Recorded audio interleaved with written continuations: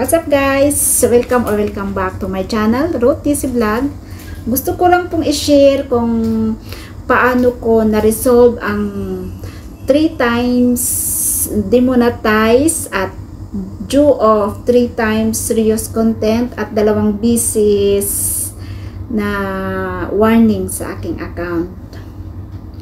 Pag reels content, alam po na natin na nag-upload na tayo ng videos na hindi natin pag-aari, may nilabag tayo na roles ni Lulo.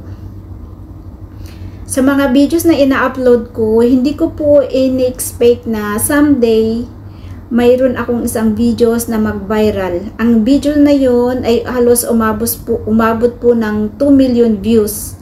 At sa 2 million views na yon, doon po tumaas ang aking earning at tumaas ang aking mga subscriber hanggang naabot ko yung 48k subscriber at tumaas ang aking earning. Pagkatapos tumaas ang earning ko rin, pinadala ni Lolo ang aking sahod. After 1 month na nagsahod ako, syempre tuwang-tuwa ako, lalo akong ginanahan mag-upload ng mga videos na hindi ko pag-aari. After 1 month, dumating na ang demonetization due of reels content. Ayun, ang ginawa ko nanood po ako ng tutorial kung paano i-resolve yung first demonetize, kung paano ka mag-apply. So, first, ang ginawa ko, yung lahat ng mga videos ko na nag-viral, blinerd ko po yun. Hindi ko siya dinelete kasi sabi na wag mong i-delete, i-blurred mo lang. So, blinerd ko yun, pinalitan ko din yung mga thumbnail, inedit ko yung mga titles ng mga videos, tapos gumawa ako ng 5 minutes video. Ang 5 minutes video na yun, sinasabi ko kung paano ako mag-edit ng video, pinapakita ko kung anong application ang ginagamit ko sa pag-edit, pinakita ko kung anong mga ginagamit ko sa video, yung camera or cellphone camera. At nagsorry din po ako doon na nangako kay Lolo na susunod po ako sa lahat ng roles niya at wag na ulitin mag-upload ng hindi mo pag-aari na video. Na-upload ko na po yun at nilagay ko sa unlisted. After 24 hours, na-accept po ako at ibinalik ni Lolo ang aking monetization. Dahil naibalik na ang aking monetization, ayan na naman. Yung videos ko na nag-viral, patuloy tumataas ang mga views na hanggang naabot niya ang 5 million views ang video na yun.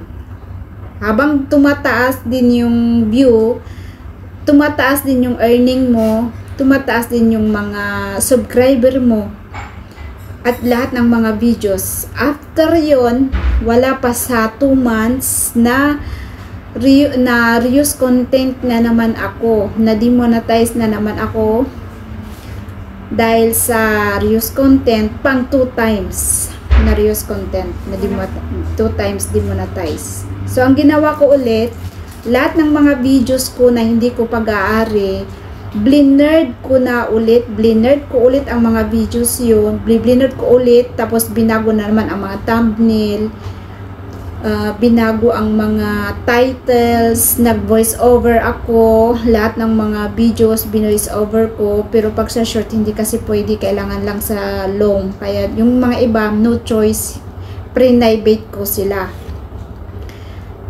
After that, gumawa ako ulit ng 5 minutes videos. Yung ginawa ko sa first apply na 5 videos, ganun din ang ginawa ko. So in-upload ko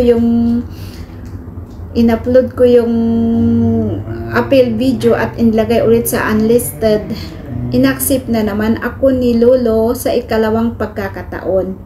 Sa ikalawang pagkakataon na yon, doon hindi na po ako nag-upload ng mga videos na hindi ko po pag-aari. Natakot na po ako.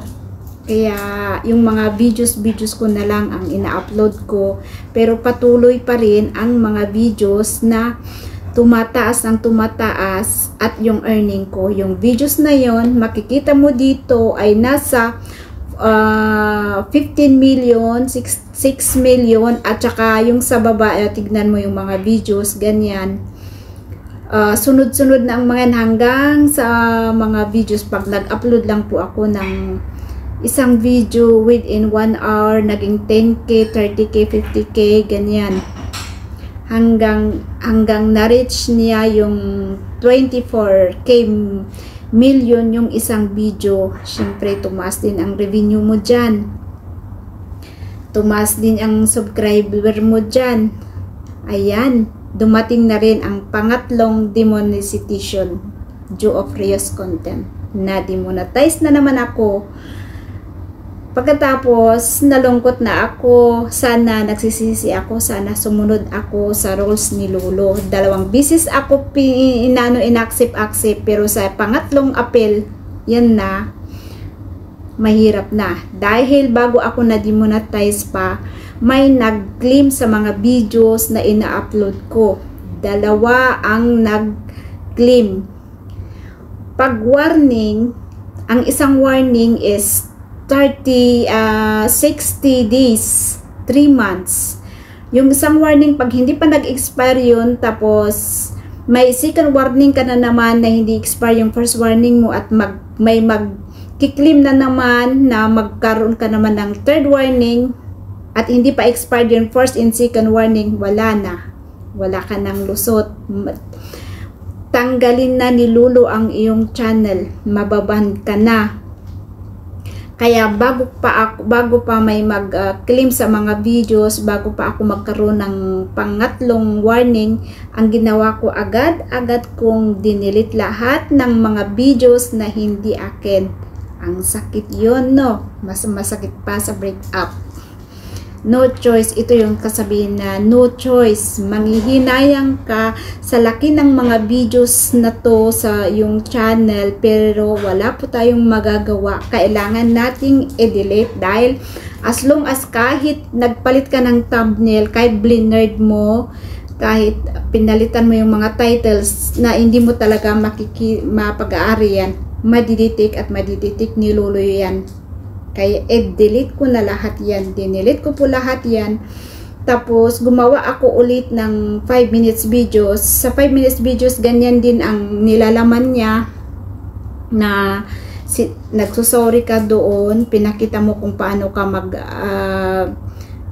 mag-edit ng mga videos mo, pinakita mo kung ano yung ginagamit mo, Canon camera or cellphone camera. Tapos inalagay ko sa unlisted, saka ko in-upload. Pero ang reply ni Lolo, ganito po ang lumabas. Kaya hindi ko po alam kung anong gagawin ko dito. Nag-search ako kung paano, kasi hindi niya in-accept yun eh. Yung appeal mo, pang third appeal, hindi niya in-accept. Yan ang lumabas. Nanood ako ng mga iba't ibang tutorial kung paano i-resolve yan. Mayroon akong napanood, kaso walang specific na sinabi na kung paano ma-resolve yun. Kaya ang ginawa ko na lang, hinayaan ko na lang ito, pinabayaan ko. Tapos dahil nag-delete ako ng maraming videos doon, damo na nag-delete ka ng videos, nababawasan din ang mga watch hour mo. Na 4,000 watch hour at watch hour mo sa ang views mo sa short video. Kaya wala na. Kailangan mag-google ka pa ng mahabang panahon para ma-fulfill mo yung 4,000 watch hour. Buti nga lang yung subscriber kong 48k subscriber hindi natanggal, yung watch hour lang ang natanggal.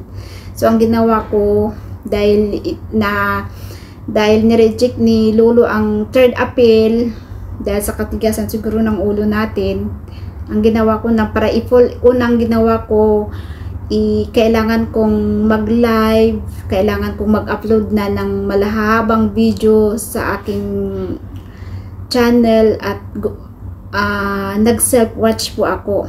Ito ang ginamit ko sa pag-self-watch na browser, ayan. At saka nagpatulong din po ako sa mga kaibigan ko na i-watch nila yung videos ko, kasi kailangan ko ang watch hour. Thanks God, dahil after na yun, after na pagwa-watch ko ng self-watch at saka sa mga tulong ng mga kaibigan ko, at yung warning, natanggal po yung, nag-expire po yung one warning, tapos yung second warning, may nakalagay na po doon na pwede ka nang mag-appeal doon para matanggal ang warning mo.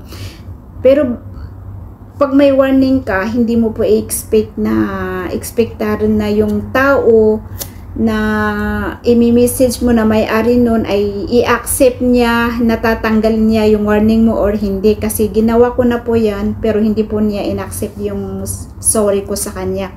Talagang warning talaga. Diba may bago ngayon si Lolo na may mag-aano ka doon, yung mag-aral ka doon, may ipinduton ka doon para matanggal yung ma-expire yung warning mo. Ayan, natanggal na rin yung dalawang warning, at saka ako nag-apply yung na-fulfill ko na yung 4,000 watch hour. Ayan, yung na-fulfill ko lahat ng watch hour, bumalik ang aking monetization at natanggal din ito. Kaya ito pala, wag na tayong mag-abala dito. As long as ang gagawin lang dito, i-delete mo lahat ng mga videos na hindi mo pag-aari at kompleto na-delete mo na lahat yun, matatanggal ito. As long as wala kang kompleto yung 4,000 watch hour mo, makaano ka dyan, matatanggal yan. I-accept niya ang appeal mo. Pero pag mayroon ito tapos kulang ka sa watch hour, kailangan i-fulfill mo muna yung kompleto yung 4,000 watch hour. Ito lang po ang aking nagawa sa aking channel at bumalik ngayon ang monetization ko, may ads na. Thank you very much. Thank you. Kaya ngayon anis na, ayaw ko nang mag-upload ng videos na hindi ko po pag-aari. Just follow the community guidelines po ni Lolo. Maraming salamat. Hanggang dito na lang po. Huwag po kalimutang mag-like at mag-subscribe. At pindutin ang notification bell para updated po kayo sa lahat ng mga videos na ina-upload ko. Thank you. Bye-bye.